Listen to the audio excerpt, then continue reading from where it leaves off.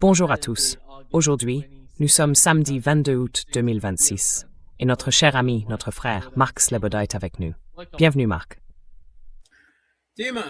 Nima, merci de me recevoir. C'est toujours un honneur et un plaisir d'être sur DialogueWorks.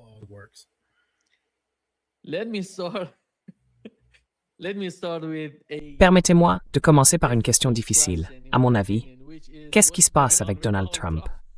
Avec qui? Avec Donald Trump. Et qui est ce type? Vous ne savez pas. Mark, ce qui s'est passé jusqu'à présent, c'est qu'après avoir attaqué l'Iran, il a décidé que, après l'attaque, vous savez, le cessez-le-feu, le protocole d'accord, les représailles réciproques, et maintenant, il parle d'une guerre économique contre l'Iran pour écraser son économie.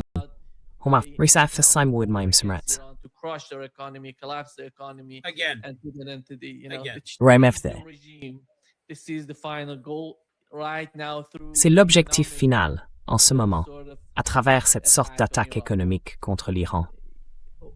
Quand on regarde la situation entre les deux camps, selon vous, est-ce qu'on arrive d'une certaine manière au moment de la guerre économique? Et est-ce que cela va durer jusqu'à la fin de son mandat, jusqu'à la fin de son temps comme président des États-Unis? Ou bien, après les élections de mi-mandat, va-t-il de nouveau s'en prendre à l'Iran pour voir s'il peut changer le climat, changer toutes les conséquences de la guerre jusqu'ici, qui ne sont favorables aux États-Unis, ni d'une manière ni d'une autre, quelle que soit la mesure utilisée? Et il veut changer cela. Est-ce que ce sera une combinaison de guerre économique et de guerre ouverte? Ou va-t-il continuer de la même manière que lors de son premier mandat? Si vous vous souvenez, en 2018, il a fait la même chose, se retirer du JCPOA et imposer d'énormes sanctions à l'économie iranienne afin de faire s'effondrer le gouvernement. Quelle est votre analyse?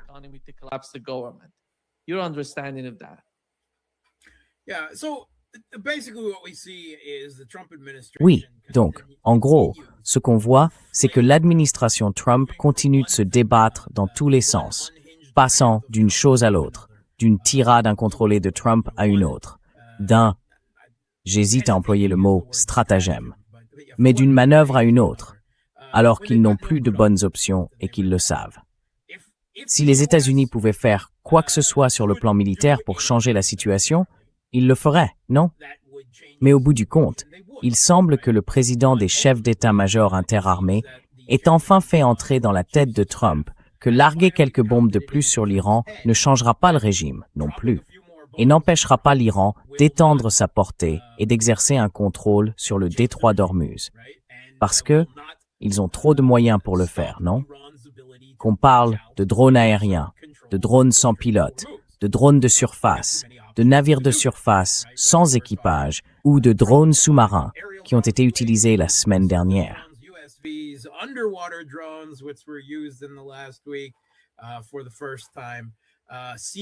Pour la première fois, des mines marines, des missiles de croisière anti-navires, des missiles de croisière, des missiles balistiques, des avions, même de l'artillerie, n'est-ce pas?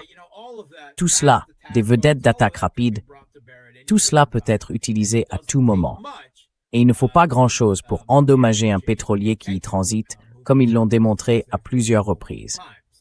Et rien de ce qui peut passer par ce détroit n'échappe au final à l'Iran.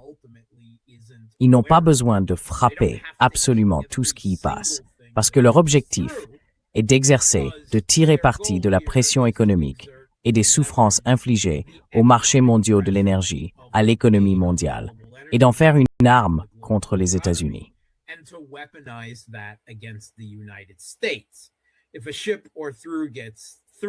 Si un navire ou deux parviennent à passer, ou s'ils laissent passer de temps en temps, vous savez, un navire chinois ou irakien, ça ne change pas fondamentalement les choses, parce que la pression continue de monter. Cela entraîne toujours une réduction massive des quantités de pétrole, de GNL et d'autres produits dont le marché mondial a besoin.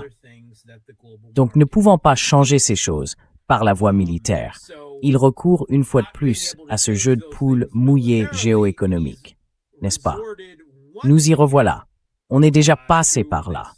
Parce qu'après l'échec de la première phase chaude de 40 jours à obtenir les résultats voulus par les États-Unis, ils ont accepté un cessez-le-feu, si vous vous en souvenez. They agreed to a ceasefire, if you remember, and then for 2 months, there was these Et puis, pendant 2 mois, il y a eu ces blocus opposés, n'est-ce pas? Ce jeu de poker géoéconomique, où il s'agissait de voir qui céderait le premier. Et durant cette période, il y a eu quelques escarmouches navales dans le détroit d'Ormuz et autour, surtout aériennes. Les États-Unis essayaient de frapper quelques vedettes d'attaque rapide ou certaines défenses aériennes iraniennes dans le détroit d'Ormuz. Mais c'était des affrontements relativement limités, temporaires. Et pendant 2 mois, les États-Unis n'ont pas réussi à l'objectif.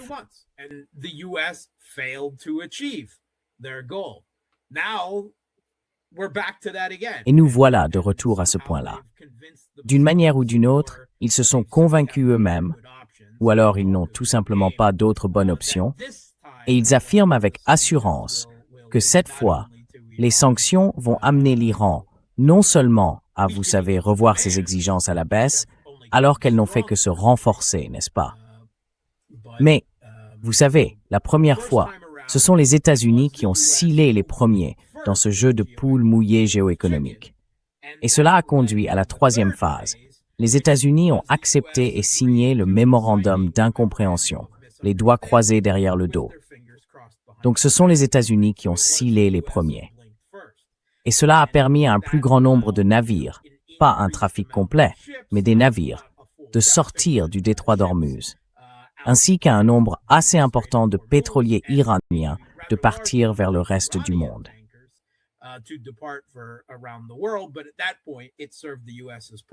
Mais à ce moment-là, ça servait les intérêts des États-Unis. Même le pétrole iranien, parce qu'ils avaient simplement besoin de pétrole sur les marchés mondiaux. Donc ils continuent de jouer à essayer de manipuler les marchés. Maintenant, les États-Unis promettent des sanctions dévastatrices. Il ne leur reste pas grand-chose à sanctionner contre l'Iran, n'est-ce pas? Comme avec la Russie, ils en sont réduits à menacer le reste du monde pour essayer de le forcer à cesser de commercer avec l'Iran. C'est similaire, vous savez, à la même situation avec la Russie.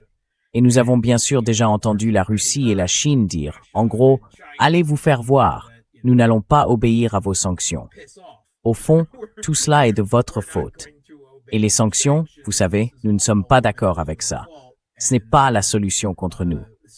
Et nous, they're not the answer against us, and we're certainly not going to agree to follow them when used. And it's likely that India will have. Il est probable que l'Inde tergiverse, puis cherche des moyens, des failles pour contourner les sanctions. Parce qu'au bout du compte, c'est aussi ce qu'elle a fait avec la Russie.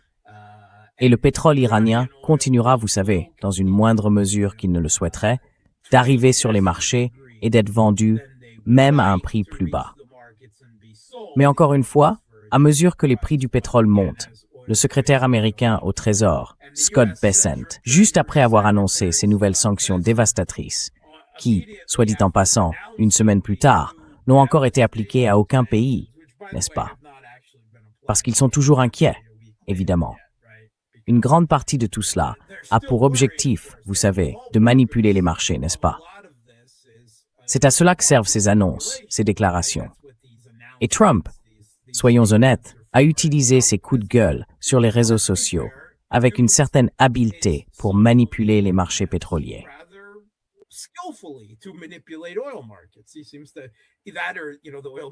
Il semble penser que, vous savez, les marchés pétroliers sont, enfin, ils le sont. Ils sont juste stupides. Ce sont des êtres humains. Oui, ce sont des êtres humains qui réagissent stupidement à ces choses-là.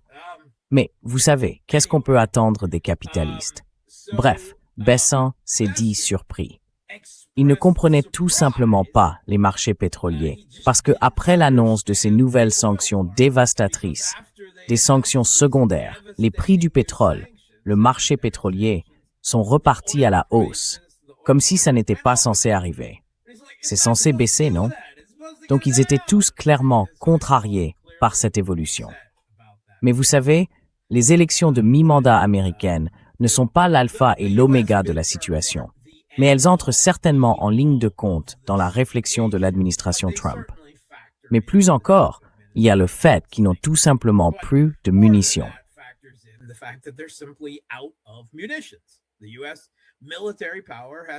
La puissance militaire américaine a atteint sa limite géopolitique. Ils n'ont pas assez de munitions à distance pour poursuivre des attaques soutenues contre l'Iran pendant une période prolongée. Ils peuvent proclamer qu'ils vont détruire toutes les centrales électriques iraniennes ou n'importe quelles infrastructures qu'ils veulent. Mais, au bout du compte, ils n'ont pas assez de munitions à distance pour le faire. Ils raclent les fonds de tiroir pour les Tomahawk et les JASSM. Et vous savez, nous avons aussi appris la semaine dernière qu'ils avaient épuisé leur stock de missiles balistiques à courte portée, ainsi que de missiles d'attaque et de frappe de précision. Donc, tout simplement, ils ne les ont pas.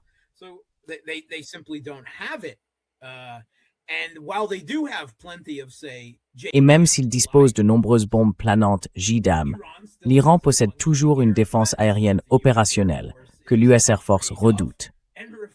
Elle refuse de pénétrer véritablement dans l'espace aérien iranien parce que ces appareils se font abattre. Et nous savons qu'ils se font abattre à cause des 45 MQ-9 Reaper que les États-Unis ont perdus.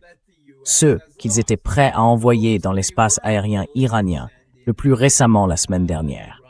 Et chaque fois qu'ils le font, enfin, je ne sais pas si c'est à chaque fois, mais suffisamment souvent, ils sont abattus. C'est pour cela que les États-Unis ne veulent pas risquer leurs avions à voilure fixe, bien plus coûteux, en essayant de les faire entrer dans l'espace aérien iranien.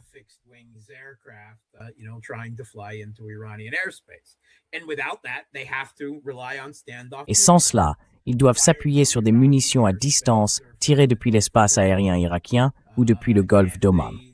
Et ils n'en ont tout simplement pas assez. Et nous savons qu'ils n'ont pas assez d'intercepteurs de défense aérienne, n'est-ce pas? Pas assez de PAC-3 pour les Patriotes, ni de SM-3 et de SM-6 pour les unités navales, ni de THAAD pour la défense contre les missiles balistiques à plus longue portée. Là encore, ils sont en train d'épuiser tous ces stocks. Et ils ne peuvent pas défendre leurs alliés. Ils ne peuvent pas défendre les États du Golfe depuis lesquels ils lancent ces attaques. Ils ne peuvent pas défendre leurs bases militaires. Ils ne peuvent pas défendre les infrastructures énergétiques qui font tourner l'économie de ces pays. Et ils ne peuvent pas défendre Israël.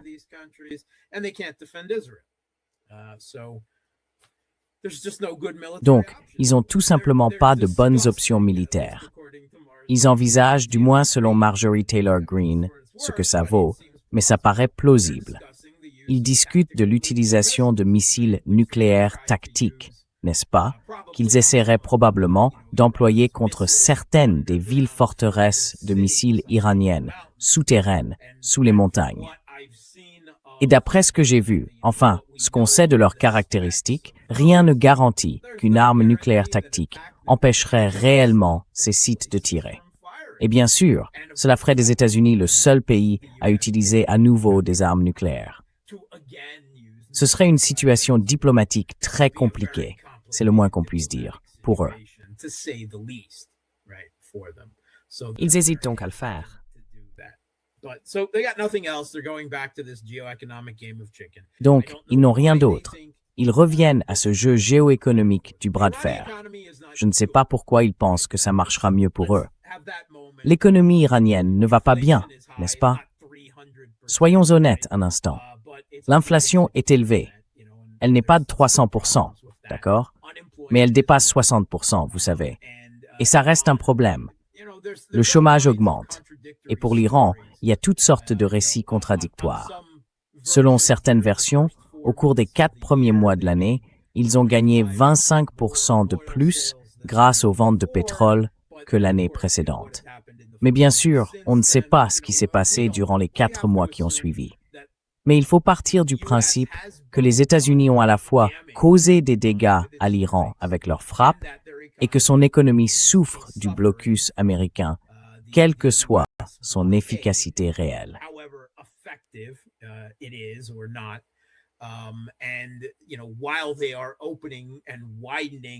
Et pendant qu'ils ouvrent et élargissent des corridors terrestres, vous savez, via le Pakistan, via le Turkménistan, jusqu'à la Chine, et bien sûr via la Caspienne, jusqu'à la Russie. Cela ne peut pas tout compenser, surtout quand leur principale exportation est le pétrole. Donc leur économie ne va pas bien. Mais l'économie américaine ne va pas bien non plus. Cette semaine, ils viennent de dépasser les 40 000 milliards de dollars de dette. Ils ont des problèmes sur leur marché obligataire et avec le paiement de leurs dettes. Et vous savez, leur marine commence à subir énormément de pression. L'Abraham Lincoln vient tout juste de rentrer péniblement après que ses marins ont tenté de se jeter par-dessus bord, et ainsi de suite. Leur capacité à maintenir ce blocus naval pendant une période prolongée est très incertaine.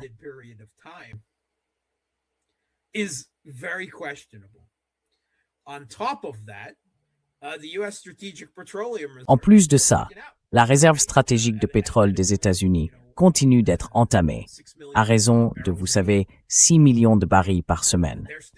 Ils essaient toujours de faire baisser les prix du pétrole, de faire baisser les prix de l'essence aux États-Unis. Et il ne leur reste plus que 2 mois avant d'atteindre des niveaux critiques et de commencer à causer de graves dommages structurels à la réserve stratégique de pétrole. Est-ce qu'ils bluffent ou est-ce qu'ils y croient vraiment? Je ne suis pas sûr que le temps joue davantage en leur faveur que lors de la première phase de ce jeu de la poule mouillée géoéconomique. Mais beaucoup de signaux viennent d'Iran. D'abord, c'est clair, ce n'est pas sujet à débat. Nous l'avons déjà entendu de la part du nouveau guide suprême, l'ayatollah Mojtaba Khamenei, et de la part d'autres personnes. Il existe une division au sein de l'élite politique iranienne sur la manière de procéder à l'avenir, n'est-ce pas?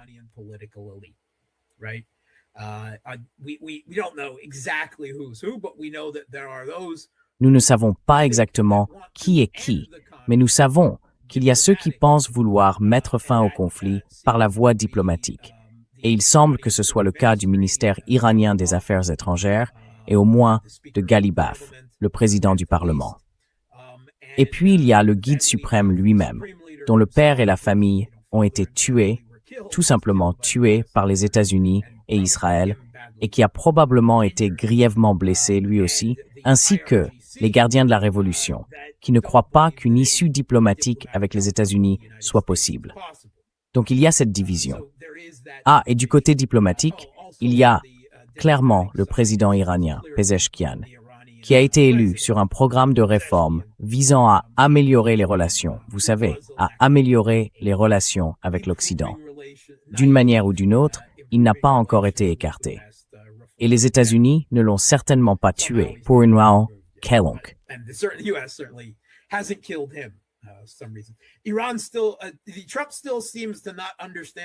L'Iran, Trump semble toujours ne pas comprendre que l'Iran a bel et bien un président. Cette semaine, il a déclaré « Il n'y a personne à qui parler. Personne ne veut être président. » Enfin, ce type était président. Vous savez, depuis des années avant que votre attaque ne commence. Il est toujours en vie. Vous ne l'avez pas encore tué. Et il est toujours président. Bref, mieux vaut ne pas parler de Trump. Concentrons-nous simplement sur ce que font les États-Unis, sans s'obséder sur sa dernière diatribe décousue, ignorante, puérile et mégalomaniaque. Parce que ça ne peut que vous causer des lésions cérébrales, d'essayer d'y trouver de la logique et de la compréhension. Comme l'a souligné cette semaine un conseiller des gardiens de la Révolution auprès du guide suprême, nous ignorons simplement ce que dit Trump. Il dit que c'est enfantin. Ça ne sert à rien d'essayer de... En gros, Marc, désolé de vous interrompre, mais ils ignorent complètement ce dont Donald Trump parle. Il disait qu'il ne veut rien dire et que personne ne devrait se soucier de ce que dit Donald Trump.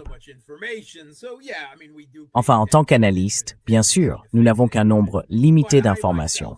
Donc oui, on y prête attention et on a tendance à se focaliser là-dessus. Mais moi-même, je dois me rappeler de ne pas y accorder trop de crédit quand ce qu'il dit et sa position, vous savez, changent chaque semaine, sinon toutes les 15 minutes.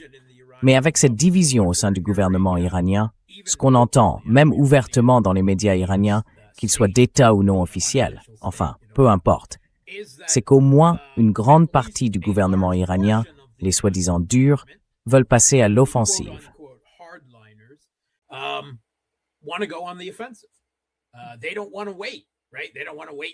Ils ne veulent pas attendre. Voilà. Ils ne veulent pas attendre les élections de mi-mandat. Ils ne veulent pas attendre que Trump quitte ses fonctions. Ils veulent retourner à la guerre maintenant, parce qu'ils pensent avoir davantage d'atouts contre les États-Unis par ce biais. Et il faut le dire, contre les États du Golfe, vous savez, les vassaux des États-Unis. Ils estiment que sur le plan militaire, la situation leur est favorable face aux États-Unis en ce moment, qu'ils peuvent causer plus de dégâts et obtenir davantage de leviers de cette manière. Donc, manifestement, ils veulent attaquer les infrastructures des États du Golfe. Ils parlent de reprendre les frappes contre Israël. Et ils parlent de couper les câbles à fibre optique sous le détroit d'Ormuz, les câbles de l'Internet mondial.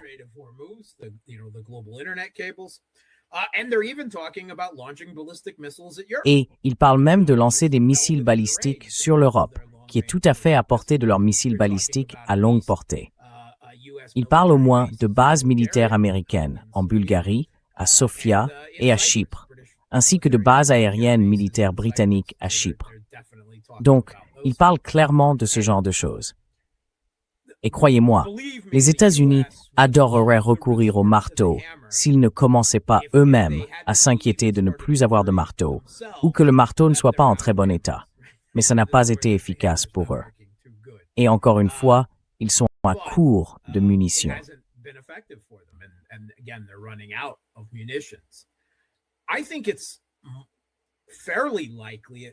Je pense qu'il est assez probable, au minimum, que ce soit en réalité les Iraniens qui prennent des mesures préventives, de leur point de vue, et qui reviennent au conflit avec les États-Unis.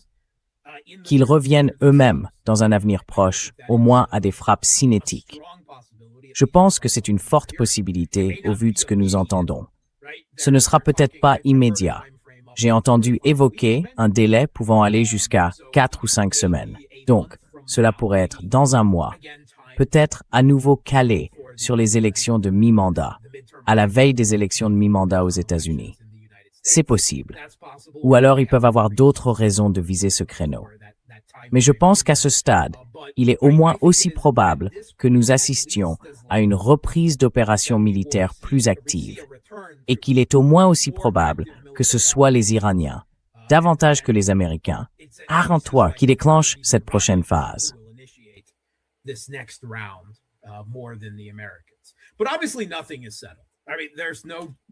Mais évidemment, rien n'est réglé.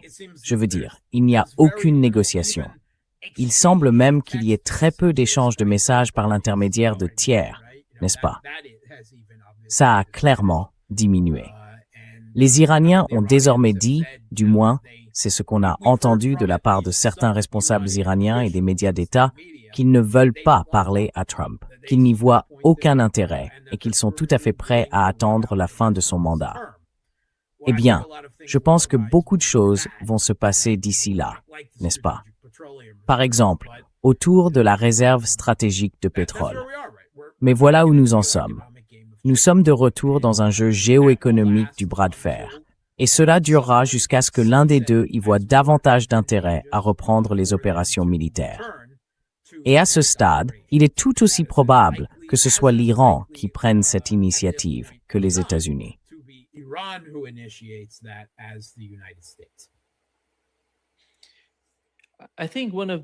Je pense que l'une des conséquences de cette guerre a été, d'une certaine manière, cette perception chez les Israéliens qu'ils ne peuvent pas s'en prendre à l'Iran sans l'aide des États-Unis. Oui, je ne pense pas qu'ils aient jamais vraiment cru pouvoir s'en prendre à l'Iran sans les États-Unis. Je pense qu'ils prennent de plus en plus conscience des limites de la puissance militaire des États-Unis face à l'Iran.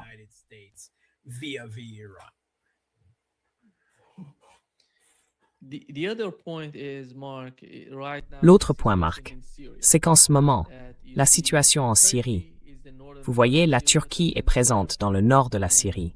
Elle est préoccupée, et la Syrie a des liens historiques avec la Turquie. Nous savons que la chute de Bachar el-Assad a fait peser tout le fardeau de la Syrie sur les épaules de la Turquie. Il n'y a personne d'autre sur place. La Russie revient. La Russie n'a jamais vraiment fait partie, vous savez, de cette complexité syrienne. Elle a ses bases en Syrie, mais elle n'était pas autant impliquée dans les affaires intérieures, dans ce qui se passait, que l'Iran. Je parle de l'Iran, parce que l'Iran veut assurer la liaison entre l'axe de la résistance et le Liban. C'est pour cela qu'ils avaient besoin de la Syrie à cette époque-là.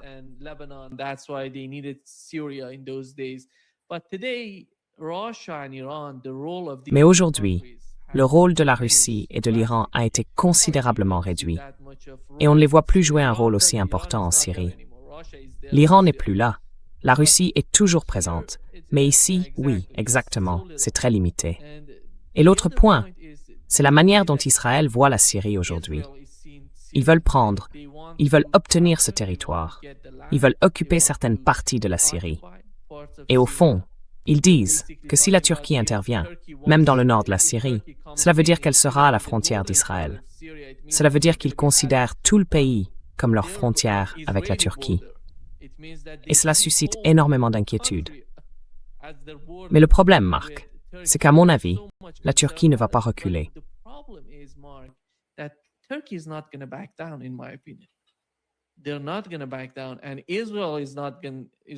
Ils ne vont pas reculer. Et Israël ne va pas reculer non plus, avec cette logique d'occupation de la partie sud de la Syrie, puis peut-être d'expansion progressive, petit à petit, jusqu'à Damas. C'est le plan de base d'Israël.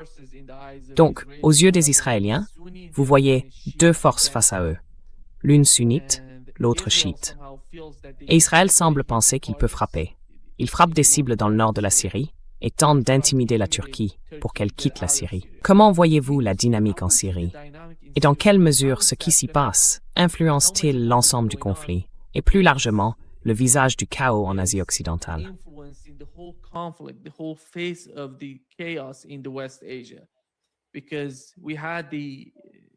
Parce qu'il y avait aussi, je mentionne juste un autre point, le pacte de défense entre l'Arabie saoudite, la Turquie et le Pakistan. Hier, nous avons appris par le ministre syrien des Affaires étrangères qu'ils envisageaient de rejoindre ce pacte de défense. Je ne sais pas ce que cela signifie, mais à long terme, cela signifie que la Turquie, je dirais, s'ils envisagent cela, c'est que la Turquie propose la participation ou la coopération de la Syrie dans ce pacte, parce qu'ils veulent. Après tout, la Syrie est si importante pour la Turquie. Comment voyez-vous les choses? Comment voyez-vous les Israéliens en Syrie et le conflit là-bas?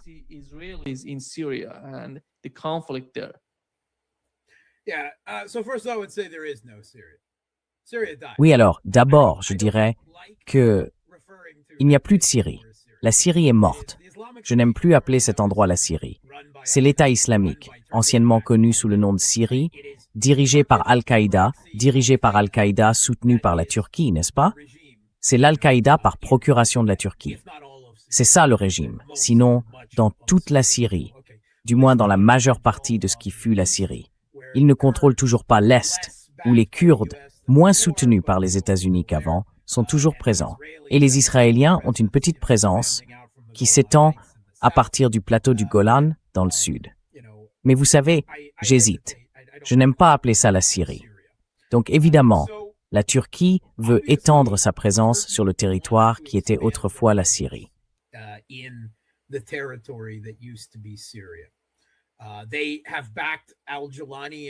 Ils soutiennent Al-Jolani et ses gangs djihadistes, vous savez, depuis des années, jusqu'à ce qu'ils prennent le pouvoir. Et ils continuent de le faire. Et ils ont un problème. La Syrie est un énorme problème de sécurité, n'est-ce pas? Le régime d'Al-Qaïda à Damas n'a pas le contrôle total de l'État. Et il y a toutes sortes de problèmes là-bas.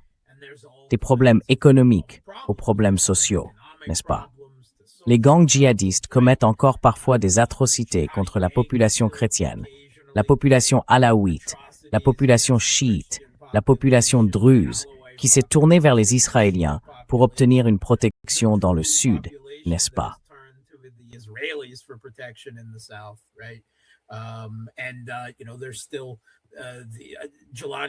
Et vous savez, Jolani n'est toujours, de toute évidence, pas certain de pouvoir envoyer ses bandes pour imposer son contrôle sur les Kurdes à l'Est. On ne sait pas vraiment dans quelle mesure les États-Unis sont encore présents, ni s'ils sont prêts à exercer des pressions là-bas.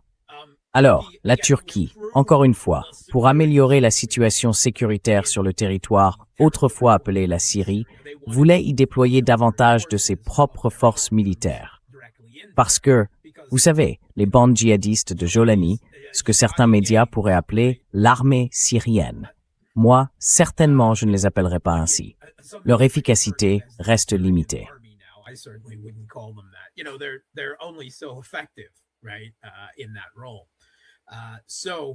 C'est ça.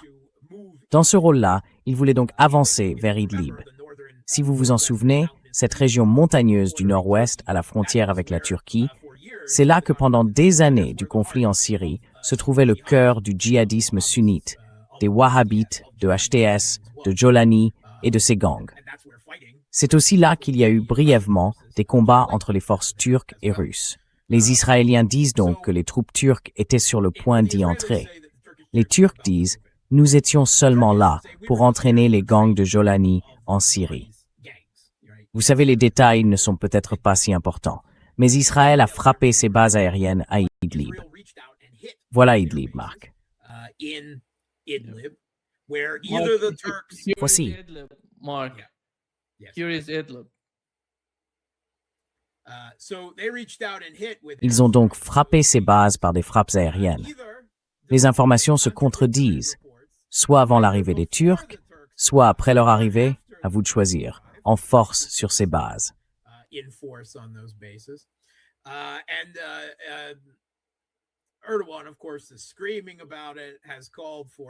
Erdogan, bien sûr, pousse des cris à ce sujet. Il a appelé Interpol à aider à arrêter Netanyahou et tout ça.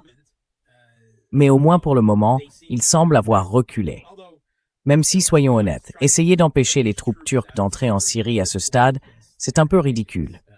On ne peut le faire que dans une certaine mesure, non? Parce que tout ce qui était autrefois la Syrie est désormais devenu un État proxy djihadiste turc, ou du moins la plus grande partie. Cela dit, je ne pense pas vraiment qu'Israël et la Turquie soient sur le point d'entrer en guerre, en Syrie ou ailleurs.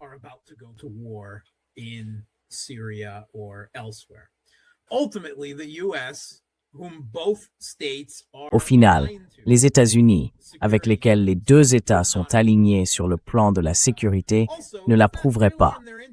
Et puis, ce n'est pas vraiment dans leur intérêt. Erdogan tient beaucoup de propos virulents contre Israël en public. Il en fait beaucoup, mais il faut se rappeler qu'il est islamiste. C'est vrai. Je veux dire, c'est son parcours politique, c'est sa famille. C'est un islamiste sunnite, et il faut en tenir compte. Mais c'est aussi un pragmatique, n'est-ce pas?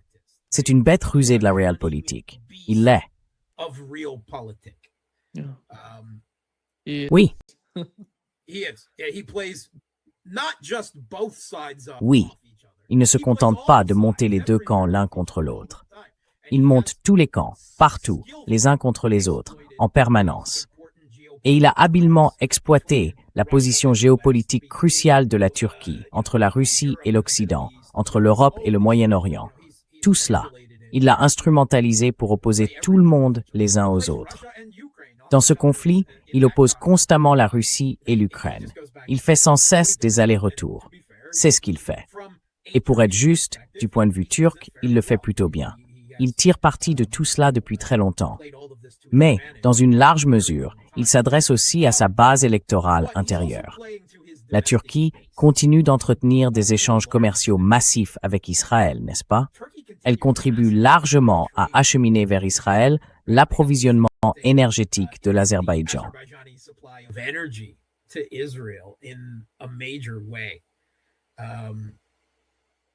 C'est 40%, Marc. 40%.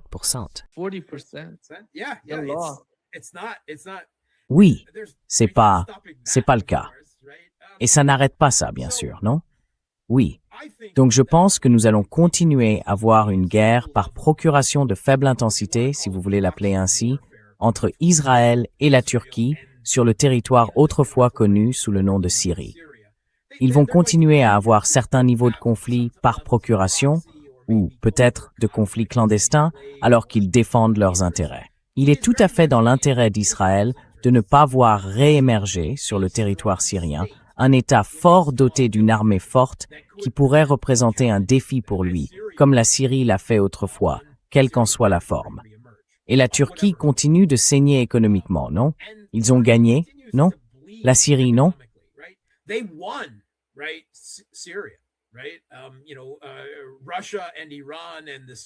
Vous savez, la Russie, l'Iran, le gouvernement syrien de Bachar el-Assad et le Hezbollah ont gagné la guerre, puis perdu la paix. Vous savez, à cause de cette récupération discrète de l'armée syrienne et de tout le reste. Mais maintenant que la Turquie a gagné, elle a eu des problèmes. L'un des grands enjeux politiques en Turquie était de faire sortir les réfugiés syriens de Turquie pour les renvoyer en Syrie, à cause du poids sur l'économie et l'emploi. Et c'était la seule chose sur laquelle tous les partis politiques turcs étaient d'accord. Ils voulaient tous que les réfugiés syriens partent. Et cela ne s'est pas produit, parce que la Syrie reste dans une mauvaise situation sécuritaire, avec une économie en difficulté, et que la Turquie continue d'y engloutir de l'argent pour soutenir le régime d'Al-Jolani sur le territoire syrien.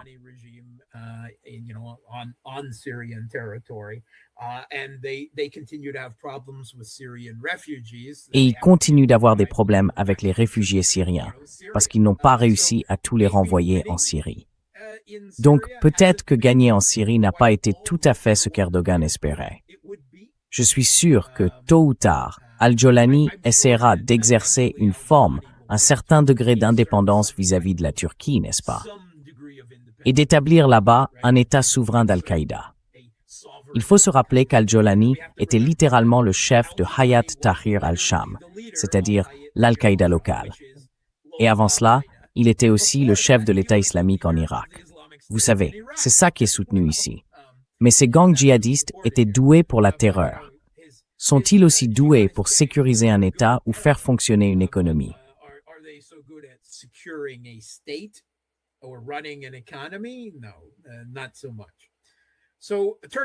Non, pas tellement. La Turquie a des problèmes en Syrie. Israël a tout intérêt à ce que rien de fort n'émerge là-bas. Il est dans son intérêt, autant que dans celui de quiconque, de voir une Syrie déstabilisée, une zone grise qui ne se consolide jamais et ne redevient jamais puissante. C'est ce qui lui convient le mieux là-bas, et c'est ce qu'il cherchera à obtenir. Mais je ne vois tout simplement pas Israël et la Turquie entrer en guerre l'un contre l'autre de manière vraiment majeure. Je pense qu'ils vont continuer, pour l'essentiel, à se disputer l'influence de façon clandestine. Et il pourrait y avoir certains niveaux de guerre clandestine ou de guerre par procuration sur le territoire qui était autrefois la Syrie. C'est le pronostic le plus probable, vous savez, au moins à moyen terme, je pense.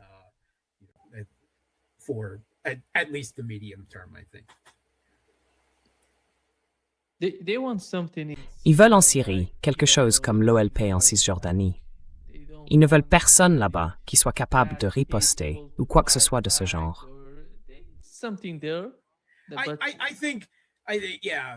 Je pense que oui.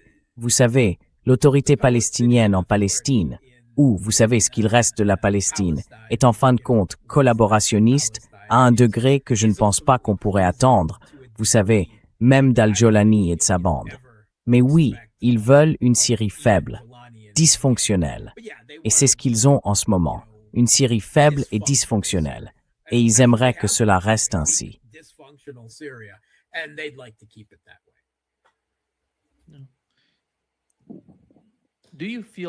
Oui. Est-ce que vous pensez que le cas de la Syrie, d'une certaine manière, et l'occupation, alors, que pense la Turquie de l'occupation en Syrie? Est-ce que c'est acceptable pour la Turquie? Ou bien le fait qu'ils fassent entrer des armes en Syrie, ça signifie pour moi qu'ils veulent améliorer leurs capacités en matière d'armement, peut-être assurer une forme d'entraînement à ces gens en Syrie. Parce que depuis la chute de Bachar el-Assad, Israël a tout détruit. Tout. Ils n'ont plus rien pour contrôler le pays. Pour ne pas.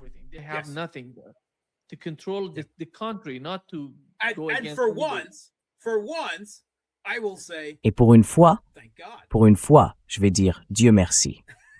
Je veux dire, regardez les choses sous cet angle. Est-ce que vous voulez vraiment qu'Al-Qaïda dispose d'une force aérienne et d'une marine issue de ce qui était autrefois l'armée syrienne? Je n'ai aucune preuve de ce que je vais dire.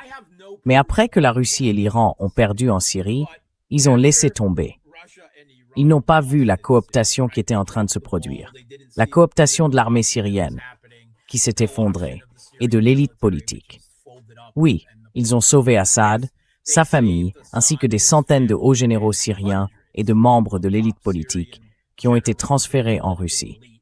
Mais cela a quand même laissé beaucoup d'équipements militaires de l'armée syrienne, dont ils ont pour la plupart simplement abandonné les armes.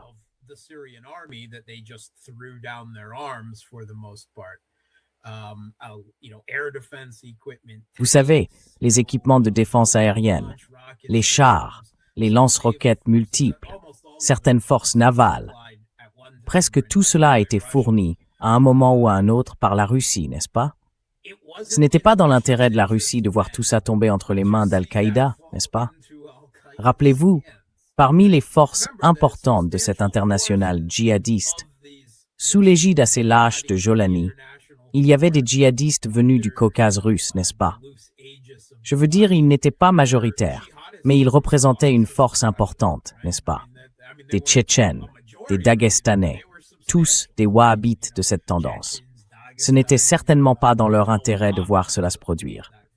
Ils se sont battus longtemps et durement pour éviter exactement cela, qu'un régime djihadiste prenne le pouvoir en Syrie, alors que la Syrie n'est, au fond, pas si éloignée de leurs frontières méridionales.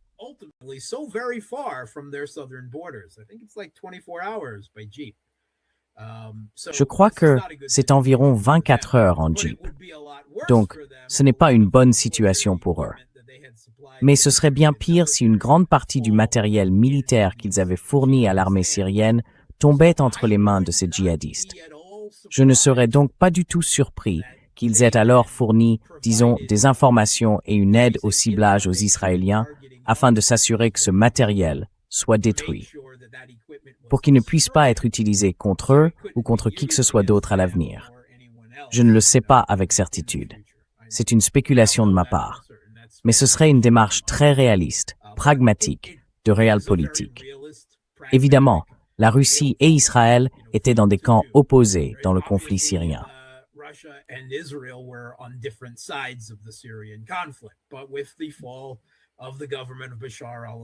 Mais avec la chute du gouvernement de Bachar el-Assad, eh bien, la situation en Syrie, ou dans ce qui était autrefois connu comme la Syrie, est très différente et bien plus compliquée qu'avant. Et vous savez, ce genre de situation crée, disons, des alliances improbables. Et même s'il est assez évident que la Russie et Israël ne sont pas d'accord sur beaucoup de sujets, comme, je ne sais pas, la Palestine, aucun des deux ne veut voir émerger, dans l'espace qui était autrefois la Syrie, un État fort d'Al-Qaïda doté d'une armée puissante. Donc, voilà. Quant au fait qu'Israël frappe des équipements militaires syriens, bof, d'accord, je ne suis pas vraiment contre ça. Je ne soutiens Israël d'aucune manière, sous quelque forme que ce soit, mais je ne soutiens pas non plus l'idée qu'Al-Qaïda ait une force aérienne. Il faut bien l'admettre. Donc,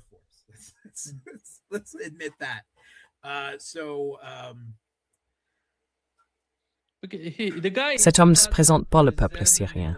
Non, il ne représente pas. Eh bien, du peuple syrien, non. Il faut se rappeler que la population syrienne est majoritairement celle d'un pays multiethnique et multiconfessionnel, ou du moins elle l'était. Mais une majorité, autour de 63%, est sunnite. Or, tous les sunnites ne sont pas wahhabites. En fait, en Syrie, la majorité d'entre eux ne le sont pas. Ce sont, disons, des sunnites laïcs. Donc, ils représentent une majorité, et en même temps, ils ne la représentent pas. Mais rien n'indique qu'un seul groupe sunnite, ou qu'une combinaison de groupes, soit en mesure de renverser Jolani et de rétablir une forme quelconque d'État baassiste syrien, ou quoi que ce soit de ce genre, dans un avenir proche. La Russie recommence donc à jouer le long terme en Syrie. Elle a conclu des accords inconfortables pour conserver ses bases militaires sur place. Là encore, il est tout à fait dans l'intérêt des Turcs que la Russie maintienne aujourd'hui ses bases militaires en Syrie.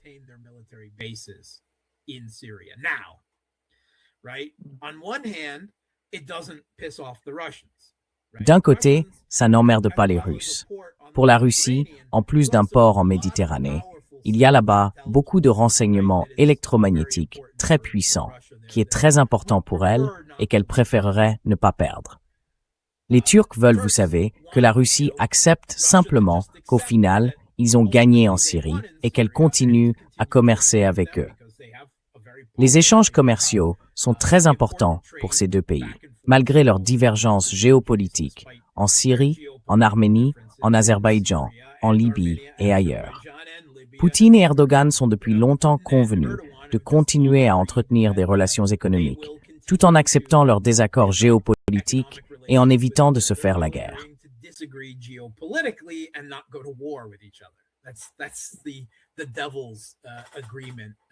C'est l'accord avec le diable qu'ils ont conclu tous les deux. Mais pour la Turquie, il ne faut pas davantage provoquer la Russie. Et une présence militaire russe sur place sert de garantie. Elle sert de garantie face à Israël et face aux Kurdes, soutenus par les États-Unis, qui sont toujours à l'est du pays. Et la Russie fournit encore beaucoup de choses dont la Syrie a besoin. Des céréales, du carburant, des produits pétroliers raffinés, n'est-ce pas? N'oubliez pas que les Kurdes contrôlent toujours la plupart des champs pétrolifères syriens, donc Jolani ne les contrôle pas. Et puis il y a tant d'autres choses. Les infrastructures électriques du pays ont toutes été construites en Russie. La monnaie, la livre syrienne, est imprimée en Russie depuis des décennies, et elle l'est toujours, n'est-ce pas?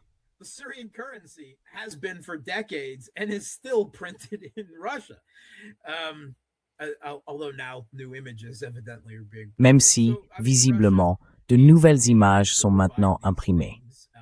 Enfin, la Russie continue de fournir ces choses-là pour maintenir ses bases sur place, dans une situation fragile. Mais elle n'est certainement pas disposée à revenir dans la mêlée, n'est-ce pas?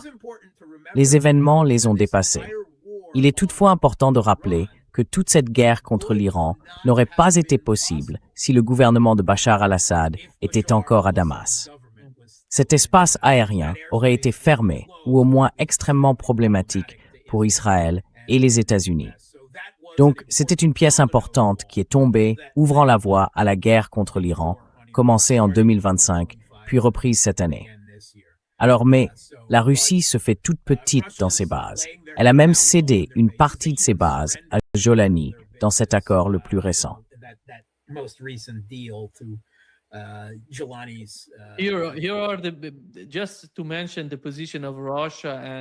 Juste pour évoquer la position de la Russie et de la Turquie. C'est Idlib, Marc. Et là, à ce stade, vous savez, c'est Abu al-Duhur qui a été attaqué par Israël.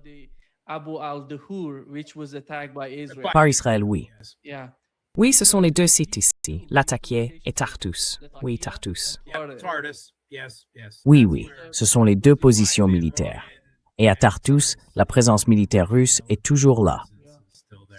Donc ils sont toujours proches. Ils sont proches, mais le terrain est aussi très montagneux. En pratique, l'itinéraire habituel passe par les routes au sud. Donc là-bas, c'est compliqué. Bref, la situation géopolitique en Syrie est extrêmement compliquée. Vous savez, le régime d'Al-Qaïda là-bas ne contrôle pas tout le pays. Et le conflit, du moins pour le moment, reste une sorte de face-à-face à trois, non? Entre les Kurdes, soutenus par les États-Unis à l'Est, même s'ils reçoivent moins de soutien américain qu'avant, les Israéliens et certaines forces locales, parmi les Druzes et d'autres, au sud, et Al-Qaïda, soutenu par la Turquie dans le reste du pays. Ils exercent un contrôle assez lâche sur ce territoire, simplement parce qu'il n'y a à ce stade aucune force organisée pour leur résister. Et la Russie est là, avec ses petites bases militaires au milieu de tout ça, à se dire « ça a l'air infernal, passe-moi le popcorn ». This looks like hell. Pass the popcorn. Yeah, exactly. Oui, exactement.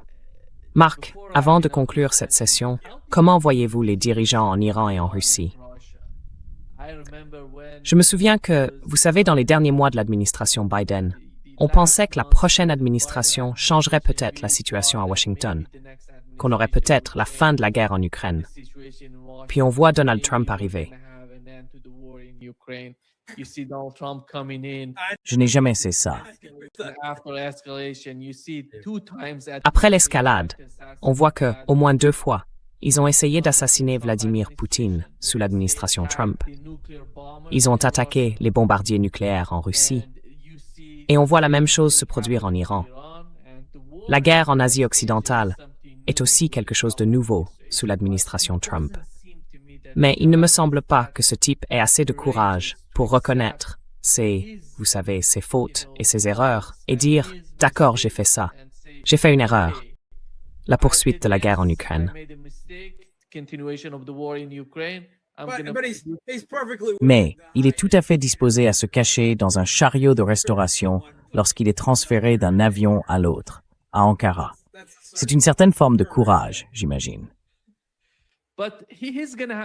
Mais pensez-vous qu'il va laisser ces 2 conflits à la prochaine administration, au prochain président? Oh, bien sûr. Aucun de ces 2 problèmes ne sera résolu d'ici là. Ils existaient déjà dans une certaine mesure avant son administration, et il n'a fait qu'aggraver les 2. C'est ça. Aucun des 2, n'est-ce pas? La situation avec l'Iran, évidemment, est bien plus explosive. Mais il n'a certainement pas amélioré la situation avec la Russie. Ils ont discrètement fait monter les tensions, notamment par l'intermédiaire de la CIA et par d'autres moyens. Et lui, je pense que l'important, c'est que son administration a très mal géré les 2 conflits. Ce sont de graves erreurs géostratégiques, particulièrement avec l'Iran, n'est-ce pas?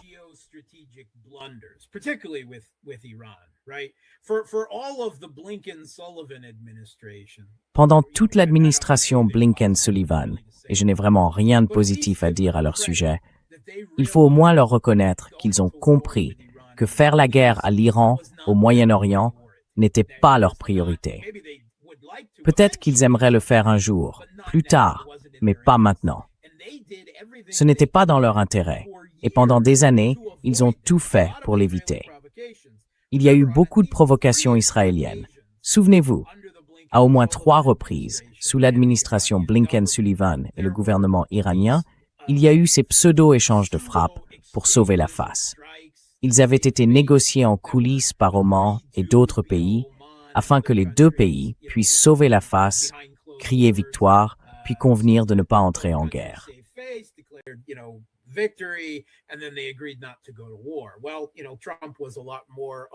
Eh bien, Trump était bien davantage sous pression, sous l'influence de Netanyahou et de certaines personnes au sein de sa propre administration qui voulaient faire la guerre à l'Iran au nom d'Israël. Et il est donc entré là-dedans, d'une manière que Blinken et Sullivan n'ont jamais eue. C'est donc la plus grande erreur géostratégique des États-Unis à l'époque moderne, n'est-ce pas? Encore plus grave que l'Irak, quelques décennies plus tôt. Donc ça a été désastreux. Tout cela a aussi rapproché de plus en plus les gouvernements russes et iraniens dans le cadre d'un partenariat stratégique de realpolitik. Et là encore, des informations ont circulé cette dernière semaine selon lesquelles la Russie fournit à l'Iran, via la mer Caspienne, pas seulement du renseignement et des données satellitaires, mais aussi des drones, des explosifs et des munitions. Et bien sûr, l'Iran avait fait la même chose au début. Il leur avait donné les plans du Shahed, qui allait ensuite devenir le très puissant, bien plus perfectionné, mais puissant Geran 4 Seeker et Geran 5 Black que nous voyons aujourd'hui. Donc, une partie de cela repart dans l'autre sens. Là encore, il reste des divisions au sein du gouvernement iranien. J'ai le sentiment que certaines personnes, au sein du gouvernement iranien, aimeraient coopérer davantage avec la Russie et que d'autres, Pezeshkian notamment, beaucoup moins.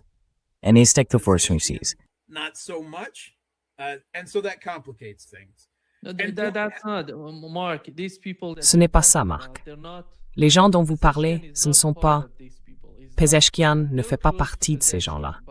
Ils sont proches de Pezeshkian, mais Pezeshkian n'a pas le même état d'esprit. Pezeshkian est davantage, vous savez, plus proche des courants qui veulent de meilleures relations avec la Russie et la Chine. C'est de cela que je parle. Et les gens dont vous parlez, eux, étaient essentiellement dans l'administration Rouhani. Ils étaient dans l'administration Rouhani. Ils dominaient. Ces gens-là ne font pas partie des décideurs aujourd'hui, sous le nouveau guide suprême de l'Iran. Ils sont d'une certaine manière en marge du pouvoir. Ils n'ont plus autant de pouvoir.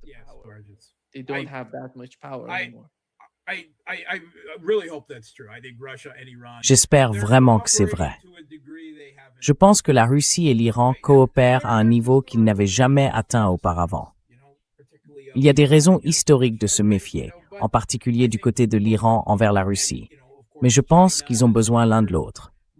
Et bien sûr, la Chine est le troisième partenaire, plus discret dans tout cela. Tous les trois ont besoin les uns des autres. Leur relation est meilleure, mais elle pourrait l'être encore davantage.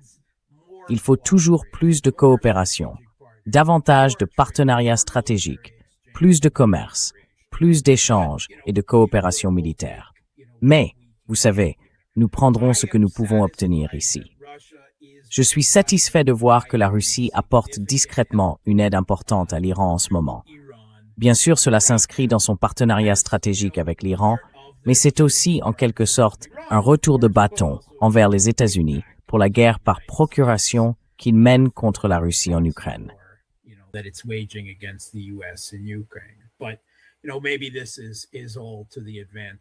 Mais vous savez, peut-être que tout cela joue en leur faveur. Et la Chine n'a pas scellé. Elle n'apporte peut-être pas un soutien à l'Iran de manière aussi ouverte, mais elle le soutient tout simplement sur le plan économique. C'est une telle puissance économique qu'elle refuse même d'envisager les sanctions américaines contre l'Iran. Elle joue le même rôle pour la Russie, celui d'un soutien économique discret qui rend réellement possible la défiance plus directe de la Russie et de l'Iran envers les États-Unis. Et ce sont là les éléments constitutifs, les fondations de l'ordre mondial multipolaire actuel, en particulier la Russie et la Chine. Mais, fait important, l'Iran devient un troisième pilier indispensable de cette relation. Il est très important pour chacun des trois qu'ils continuent de tenir bon.